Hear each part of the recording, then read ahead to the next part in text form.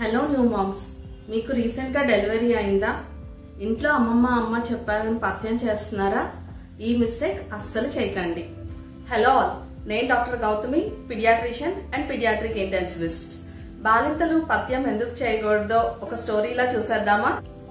నేహ అని ఒక happy pregnant women తను ఆరవ్ అనే ఒక హెల్దీ బేబీకి బర్త్ ఇచ్చారు. Both mother and baby safe గా ఇంటికి డిశ్చార్జ్ అయ్యారు. నేహ తన అమ్మమ్మ చెప్పారని పథ్యం చేయటం స్టార్ట్ చేశారు. ఓన్లీ 4 to 5 ఫుడ్ ఐటమ్స్ మాత్రమే తీసుకునేవాళ్ళు అండ్ బ్రెస్ట్ ఫీడింగ్ కంటిన్యూ చేసేవాళ్ళు. ఆరవ్ కూడా చక్కగా వెయిట్ గెయిన్ అయ్యేవాడు.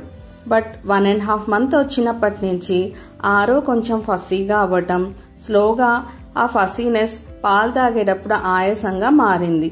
చిన్నగా ఒక 10 to 15 days అయ్యేసరికి ఆ ఆయాసం చాలా ఎక్కువయ్యి ఐసీయూలో అడ్మిట్ చేయాల్సి వచ్చింది.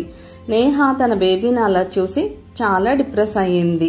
డాక్టర్స్ ఇనిషియల్ గా ఆయాసం చూసి నిమోనియా అనుకున్నా, కానీ అలాంటి సైన్స్ లేకపోవడంతో 2D ఎకో చేసి సివియర్ PAH ఉందని, నేహ పథ్యం చేయటం వల్ల రెస్ట్రిక్టెడ్ డైట్ వల్ల వచ్చిన ఇబ్బందిగా డయాగ్నోస్ చేసి ఆరవ్కి థైమిన్ స్టార్ట్ చేశారు.